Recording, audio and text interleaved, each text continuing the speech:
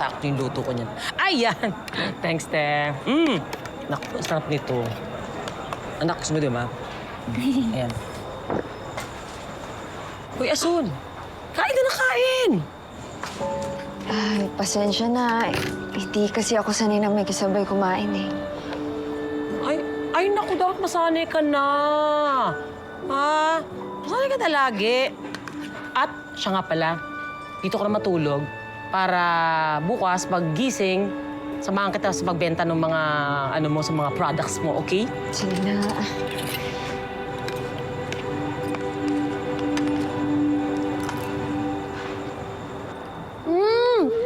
Gege, ang sarap mo pala magluto.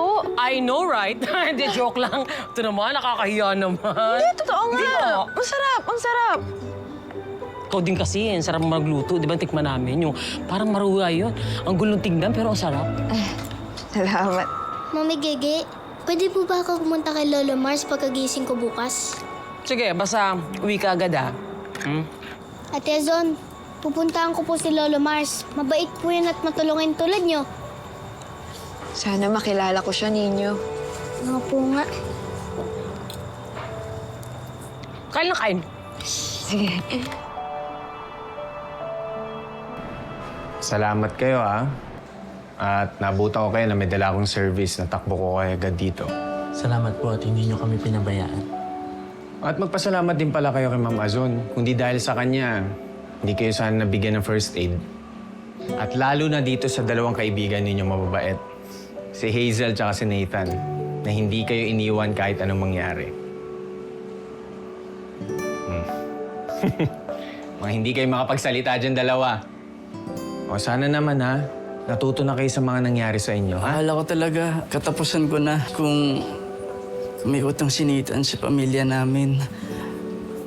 Malaki din yung utang ko kay Nathan. Kasi kung di dahil sa kanya, Baka sabay tayong tigok, babe. Basta ako, I think I learn na lagi mag-stand up sa kung anong right. Tama. Sir Victor, sorry po sa mga pagkakamali namin, ha. Alam ko po na nakasakit kami, nakaperwisyo, at inaako naman po namin lahat yun. Salamat din po at hindi nyo kami tinantanan. Alam nyo, okay na yung pagsusorry nyo. Basta matuto na kayo simula ngayon, ha?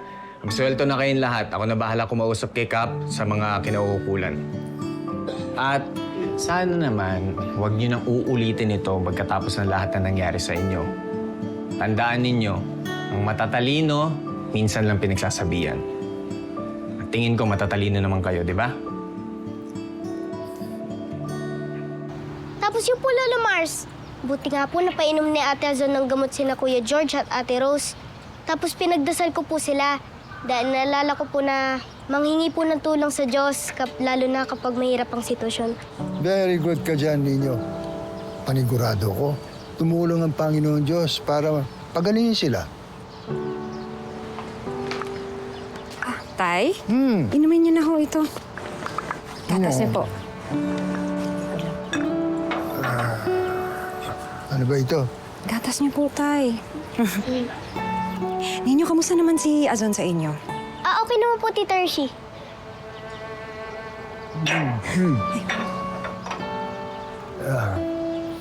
Alam mo, gusto ko rin siyang makilala. Dahil gusto ko siyang pasalamatan sa kanyang mga ginawang kabutihan. Hazel, Ethan, pati na rin sa'yo, Rose. Sorry sa inyo, guys. Di mangyayari lahat ng to, kundi dahil sa akin. Ako lagi nagdadala sa inyo sa kapahamakan. Hazel, Nathan, sorry talaga. Minsan na nakakalimutan namin na magkakaibigan nga pala tayo. Na we were friends since high school. At sana pinahalagahan namin yun. Sana after nito, magkakaibigan pa rin tayo.